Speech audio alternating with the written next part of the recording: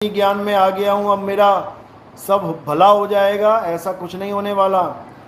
कथनी ज्ञान कहाँ तक सीमित है समझ लो। कथनी ज्ञान केवल वहाँ तक सीमित है जहाँ पर तुम निर्णय कर पाओ कि मैंने करना क्या है। लेकिन बिना करे, बिना चले, बिना प्रैक्टिकल ज्ञान के कथनी ज्ञान भी कुछ नहीं कर सकता। समझ लो, तुम्हारे भले की बोल रहा हूँ मैं।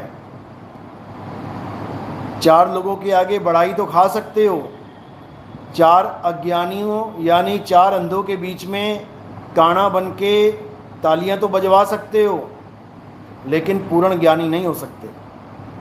और जो पूर्ण ज्ञानी नहीं होगा 101% वो 84 में जाएगा, इसमें कोई शक नहीं है, इसमें कोई दो राय है ही नहीं।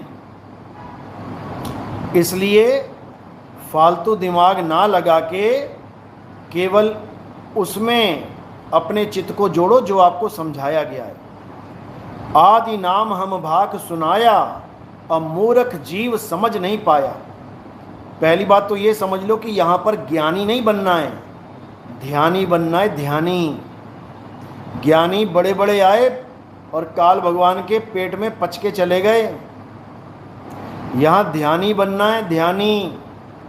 और ध्यान भी किसी नाशवान वस्तु का नहीं कि कोई तुम्हें कहे कमलों का ध्यान करना है, कोई तुम्हें कहे गुरु के शरीर का ध्यान करना है, कोई तुम्हें कहे किसी शक्ल का ध्यान करना है। ऐसा कुछ नहीं है, इस चीज को दिमाग से निकाल देना। समझ लो, ध्यानी किसका बनना है? अपने निज स्वरूप का, अपने स्वरूप का ध्यान धरना है। और अपने स्वरूप का ध्यान कैसे धरोगे? जब तुम्हें भेदी गुरु मिलेगा और भेद समझाएगा। तुम्हें तुम्हारे ही स्वरूप का ज्ञान होगा, तुम्हें सतनाम का ज्ञान होगा, क्योंकि सतनाम कोई नाम नहीं, ये है आपन रूप। तुम्हारा सत्य स्वरूप ही सतनाम है। और अगर तुमने उस सत्य नाम को याद नहीं किया और केवल कथनी ज्ञान में फंसते चले गए, तो मेरे भाई तुम खुद अपनी ही दुर्गति के जिम्मेदार हो जाओगे। कोई तुम्हें मारेगा नहीं, किसी को तुम्हें मारने की जरूरत ही नहीं पड़ेगी। तुम खुद उस जाल में फंस जाओगे जिसमें तुम बार बार मारे जाओगे। काली मारेगा, मर मर जम मैं फिर मरे। तो दुर्गति होगी 84 में। रास्ता केवल एक ही है, क्या है? सेफ जोन में चले जाओ। सेफ जोन क्या है? एक ही है सेफ जोन, एक ही है सेफ जोन। और वो सेफ जोन है परमात्मा की शरण, परमात्मा में समा जाना। परमात्मा शब्द है, सुरत शिष्य है। जब सुरत शब्द में समाएगी तब समझो कि गुरु का शिष्य से मिलन होगा। अच्छे से समझ लो। और गुरु से चेले का ऐसा मिलन होगा कि वो दोनों एक हो जाएंगे, फिर दो नहीं रहेंगे।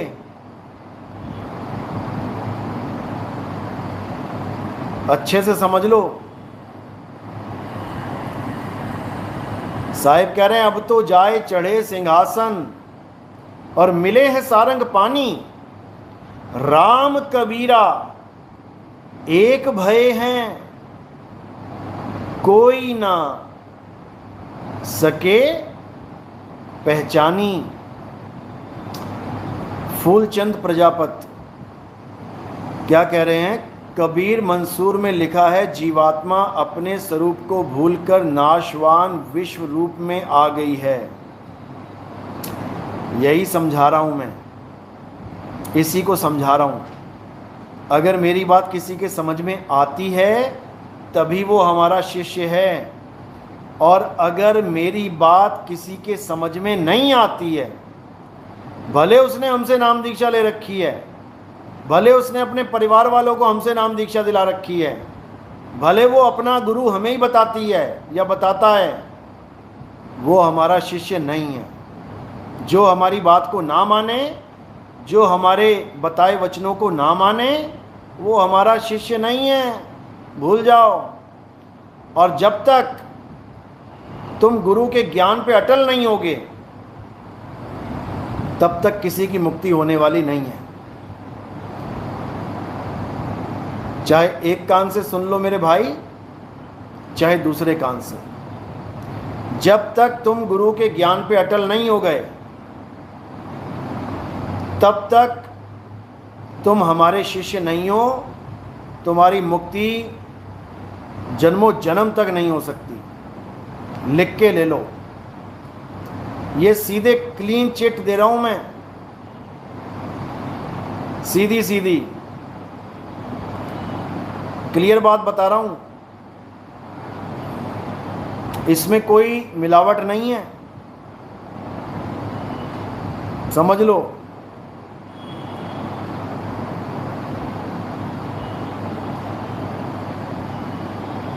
जब लग ज्ञान विदेह न पावे, तब लग काल हटा नहीं, समझ लो।